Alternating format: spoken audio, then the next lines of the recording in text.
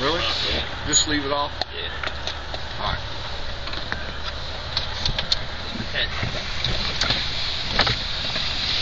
You okay over there? Yes, sir.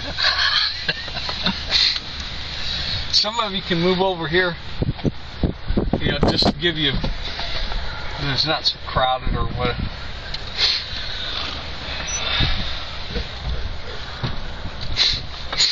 Good? Yeah. Alright. First thing you gotta do, put the clutch down, turn the key on, hit the start button, crank it up. Okay, the engine's running now. Reach over here and check both of your brake valves, make sure that they're both out. Then go right here, check neutral. Okay, you can be in gear, shake it, and you can still be in gear, 9th gear, and shake it. Okay, doesn't matter, you can still shake it. But right now, guaranteed neutral.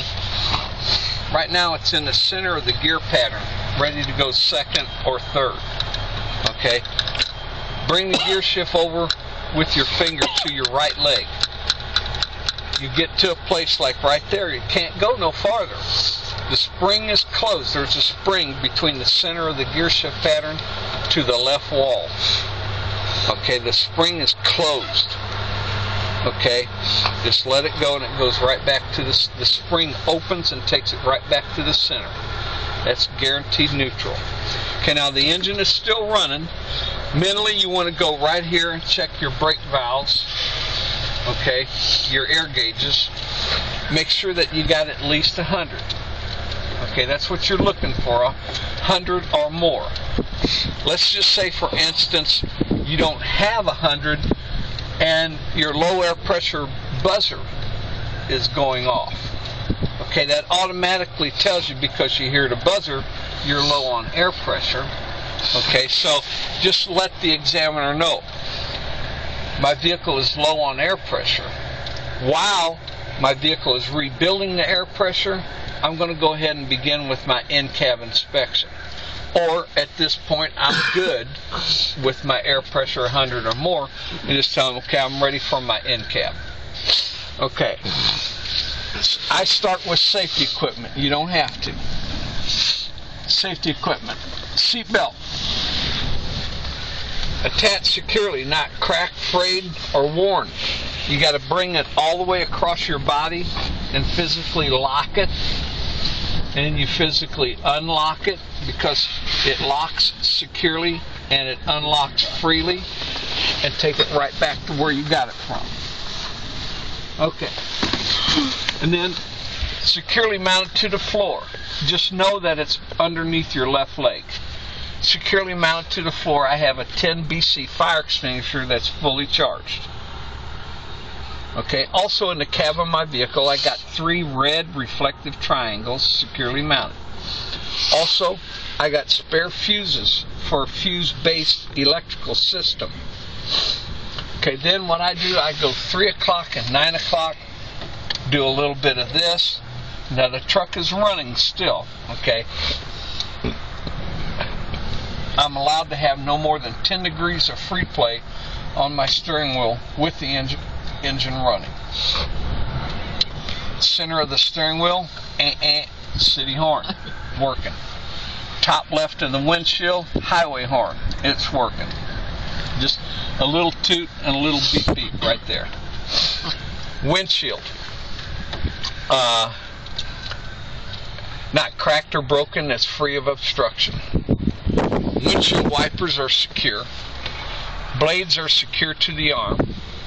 Both wipers work and they wipe smoothly. Now because of that, you're going to have to find the wiper switch and turn them on, show them that they do work, and push the black knob right here and spray some shit on there and show them that it does wipe, they do wipe smoothly.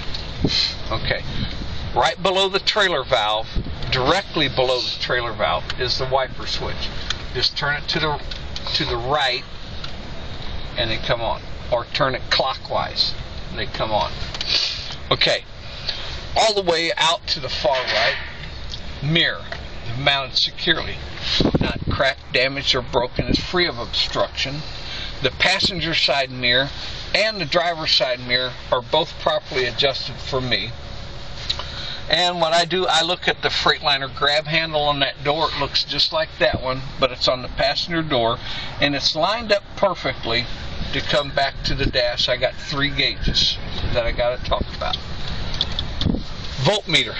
Normal range on the voltmeter is 12 to 14 volts. Stay to the left, come on over, you find the oil pressure gauge. Oil pressure will register 3 to 5 seconds after the engine starts. Normal range is 25 to 50 psi, at which time low oil pressure warning light will go out on the dash. Right next to it to the left is the water temp gauge. Normal range on the water temp is 170 to 210 degrees. Stay to the left, run out of dash, come down and touch the key.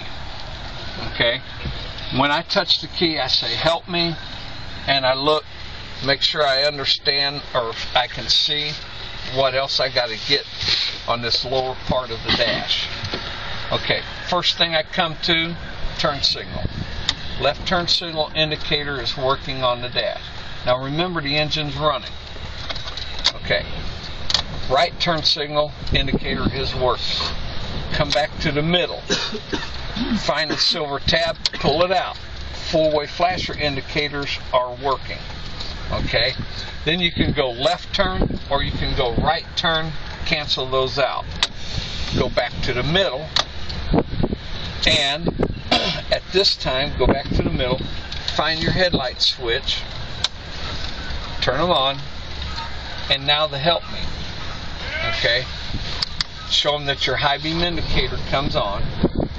And at this time, I need you to step out of the vehicle, help me to make sure all my lights are working properly on the outside of this vehicle. Okay, then you can turn that off, come all the way over here, heater and defroster. Okay, you got to show them that you know how to turn all this stuff on and where the air comes out from. I'm already in the defrost position, and I always crank the blower all the way up. Since I'm in the defrost position, stick my hand up here and tell them I got air blowing out on top of the dash for defrost. Slide it over to the heat position. Find the ashtray. Same thing on that truck over there on the CDL lot. Find the ashtray. Directly below it, there's a vent.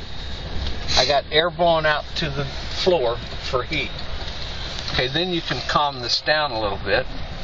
And when I get over to this side, no dash, I look at my hand and my arm, and I make my hand and my arm go all the way to the ashtray now. Okay, because it makes me touch this thing. Okay, now again, the truck is still running. Clutch is down. Okay, and you can go to any gear. If I can get one, there we go. Okay, my clutch engages.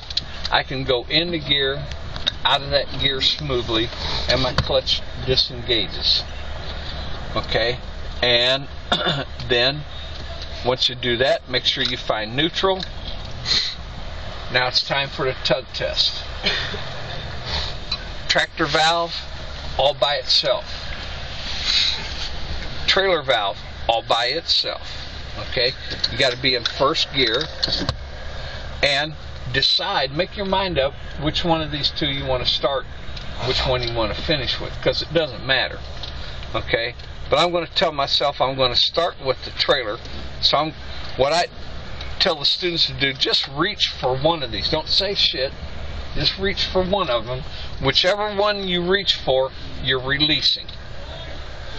Because the valve that you're going to leave out, that's the brake that you're testing, so you can kind of get your words together with what you're actually doing. Okay, I'm going to reach here, so I'm releasing my tractor brakes. My clutch is down and I'm already in first gear. I'm releasing my tractor brakes, leaving my trailer brakes applied. And I'm going to test the brakes of the trailer to hold the whole entire vehicle, using my clutch with the vehicle in first gear, and you real gently come up until you just slightly, very slightly, feel those brakes hold, clutch back down. Okay, then all you got to do is reverse your valves. So in this case, reversing my valves mean that I got to explain to them I'm going to apply my tractor brakes, I'm going to release my trailer brakes, I'm going to test the brakes of my tractor, holding the whole entire vehicle, using my clutch and the vehicle in first gear, and you do the same procedure with the clutch. As soon as you just slightly feel those brakes hold, clutch down. Now you got to make sure both of your brakes are out, because you're getting ready for the 4-point right now. Okay, make sure both of these valves are out, and make sure that you got neutral. Okay, get off the clutch. Go up here mentally.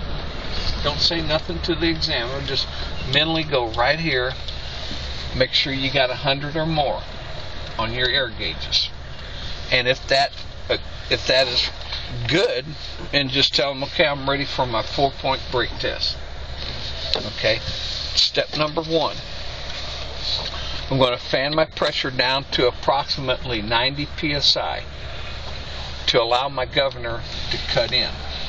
Okay, so by the time you say that, you're fanning your brake, you're probably at 90 psi at that time. And just take your foot off and go to the accelerator and give it a little bit of RPM and tell him I'm rebuilding my air pressure. Go to your gauges though, and you're going to see that your air gauges are rising. I notice at this time that my air pressure is rising. I know that my governor's cut in. You have to identify it. And the only way to identify it is your gauges. Your air pressure is rising because of your RPMs. Okay? And like I said, I'm rebuilding my air pressure. I'm rebuilding my air pressure to between 100 and 140 to allow my governor to cut out. I'm going to recognize that my governor cuts out as soon as my air pressure stops rising. You just wait for that to happen. That's all you're going to do. Sit here and wait for that to happen with your RPMs. Okay, you can't go any farther than 1500 on the tach. Okay, but when your air gauges stop, you're probably, some of the trucks the air dryer has been disconnected, but a lot of our trucks it's not. Okay, so when your air pressure tops out, it stops rising right in that 125 area, you probably hear the air dryer release air pressure. That's a clue. It has nothing to do with cutout. Just let it be a clue here and ignore the shit out of it. Leave your RPMs going for like another second. Okay, then take your foot off. Go to your air gauges. My air pressure has stopped rising, or my air gauges has stopped rising. I know that my governor's cut out. Okay, then step 2. Clutch down, go to first gear. Key in the off position, engine dies, and then you can come off of the clutch. Key back to the on position without starting. Release, release, stabilize. Okay, I'm going to check and make sure that my air pressure stabilizes. As soon as those needles stop, or they're stationary, they're not going in it, your air pressure is stabilized. Recognize it. Tell him my air pressure is stabilized at this time. I can apply continuous pressure on the service brake for no more than how long? 1 minute. Okay. I can lose no more than 3 on a single vehicle, no more than 4 on a combo. What? How do you know when the air's stabilized? Because you're here.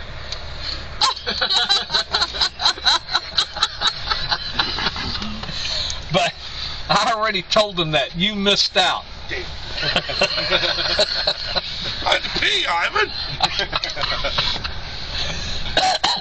Now you got to expect to hold the service brake continuously for 1 minute, because the step says 1 minute. But all you really are waiting for is him to say, okay, move on. Okay, so step 3. I'm going to fan my pressure down to approximately 60 psi, at which time my warning light or my buzzer will come on. Yeah. You didn't hold it for a minute, Ivan. I can't, because these guys, they can't hear it. They can't hear me with the engine running. I didn't say your engine running. You have to hold it for a minute, dumbass. Engine ain't running when you're holding it for a minute. Now, while you're doing that, okay, like I said, you wait for him to say okay. And once he does say okay, then you take your foot off and you go immediately into step 4. Okay? Step what? 4. We just did 3, dumbass. No, you didn't. Step 3 ain't holding it for a minute, dumbass. Step 3 is fanning it down to 60 psi. I already said that. No, you did. Yeah, and then you got interrupted and went back. Yeah, then you got interrupted. Then you got interrupted and went back. Yep. Dumbass.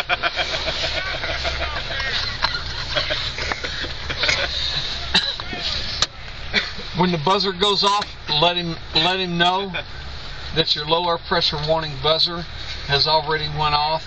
And as soon as you get done saying that, your warning light's going to show on the dash. Now you got to wait on this type of Freightliner. You got to wait for that warning light to stay steady, because it's going to flicker at you first, and it's a little red light right over here on this part of the dash with an upside down triangle in it. Wait for it to stop flickering and it stays steady, then tell them, okay, here's my low air pressure warning light. Okay.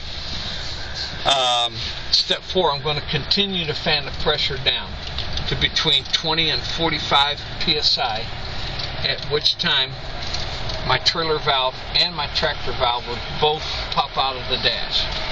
Okay, the first one that pops out is the red one. Okay, don't hesitate on fanning your pressure when that red one pops out almost immediately.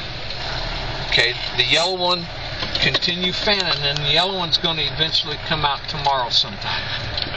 Okay, all right, but when they both pop out, you're done with the 4-point. But pay attention, because if you messed up step 1, 2, 3, or 4, he's going to immediately jump in after step 4 and tell you to restart the truck, rebuild your pressure, and as soon as you get your air pressure built up, let's start all over again with step number 1. That's your second and last chance for the 4-point.